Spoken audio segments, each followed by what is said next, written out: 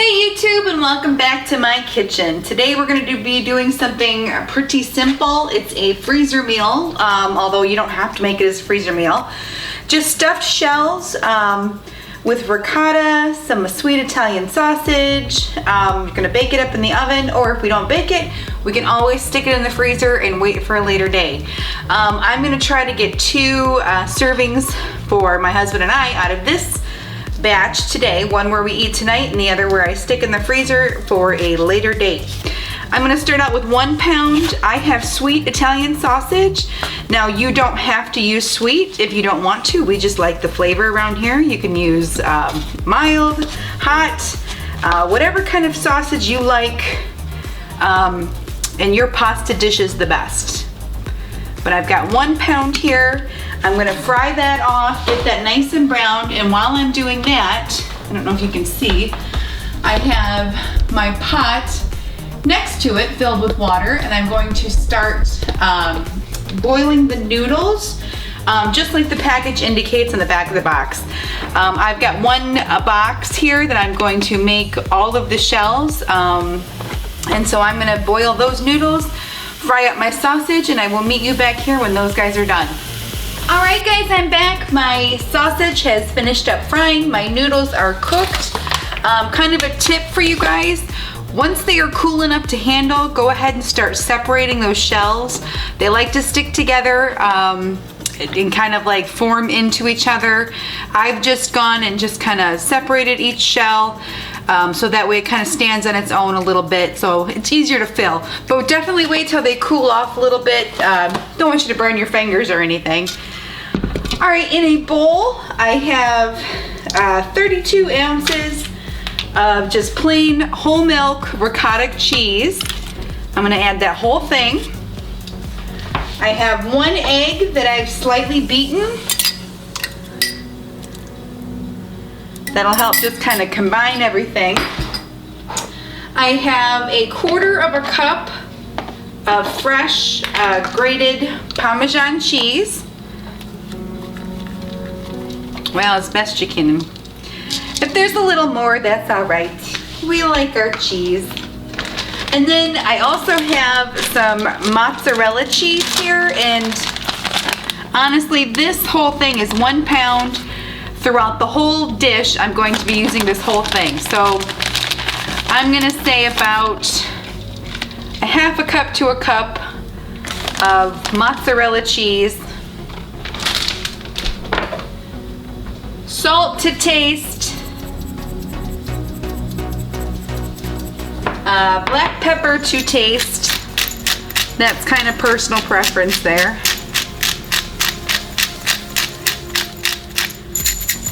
Now I also have a tablespoon of Italian seasonings, a tablespoon of oregeno, and a tablespoon of basil, a teaspoon of garlic powder, and a teaspoon of onion powder. And then I'm gonna add all of that right to my mix.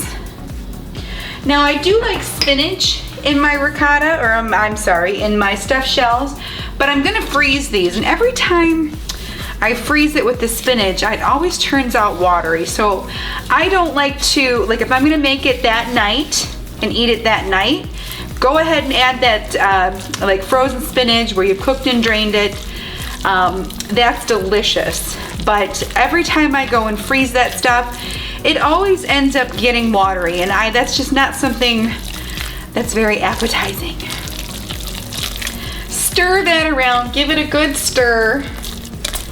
Make sure all those cheeses and spices are really nicely incorporated. All right, that's looking good to me. All right, I am gonna bring you back and we are gonna fill our shells. All right, I've got my pan that I'm gonna be using. I've just got a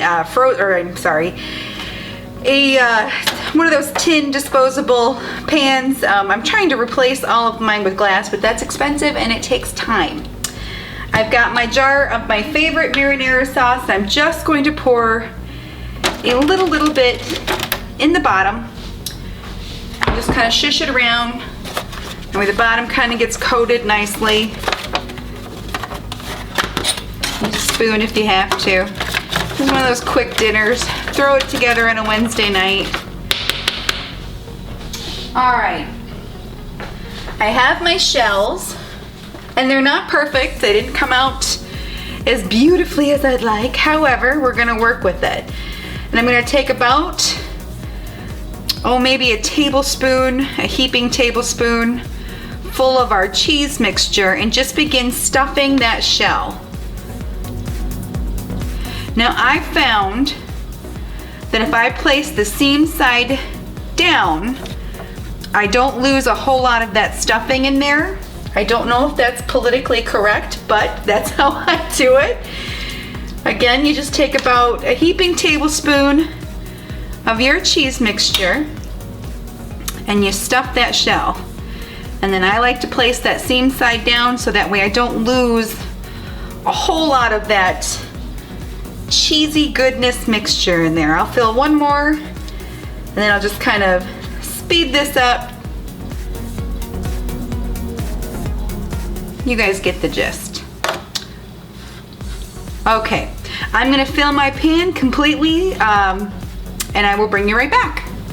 Okay guys, I ended up getting just about 2 full sheets of our shells. This one's not quite as full.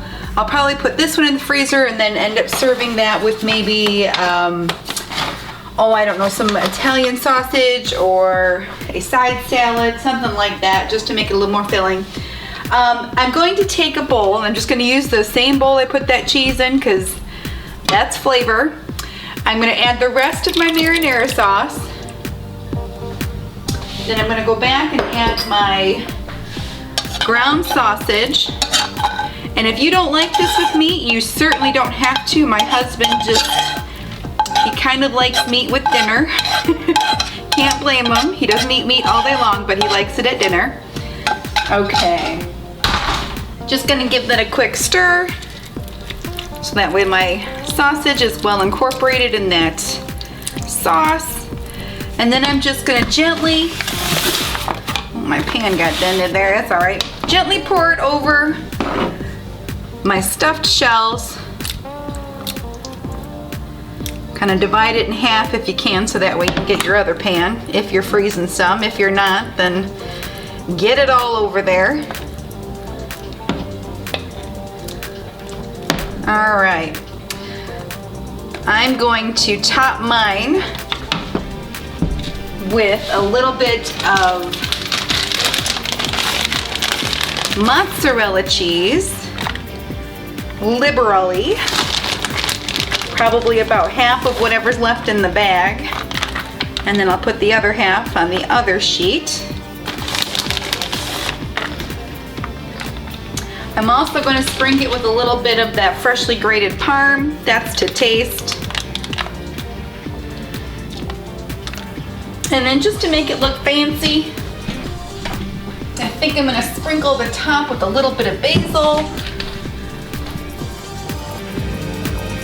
because it looks pretty.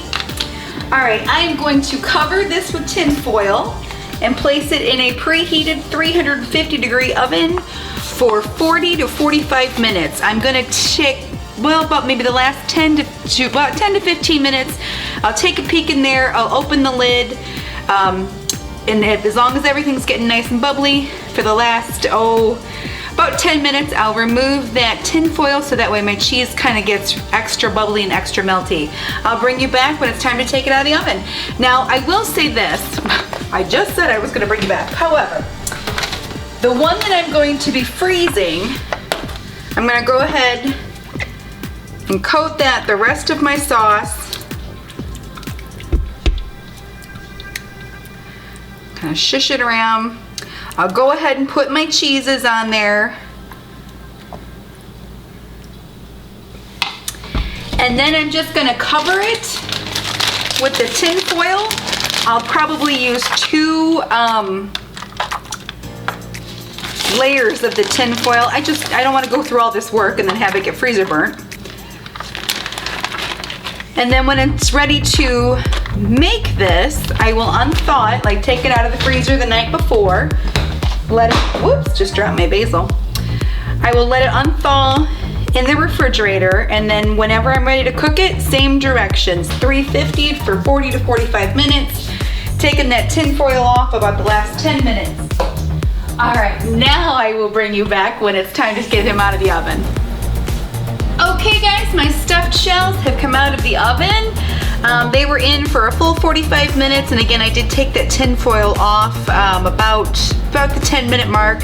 Now I will say this, I did put the broiler on for about a minute to a minute and a half, just at the very end there, to kind of get my cheese nice and brown and bubbly. It smells delicious. I really hope, excuse me, I really hope you guys give this a try. It's not all that difficult to make, and especially if you can make 2 batches at a time. That's basically 2 meals, 1 mess. I'm always a fan of that because I like to cook, I hate to clean. So, 1 for dinner tonight, 1 for the freezer for another night, and I am golden. If you guys like today's video, please give me a thumbs up, and if you like what I do here, please consider hitting that subscribe button so you don't miss out on any future videos. Thank you guys so much for watching, and then I'll see you in the next one.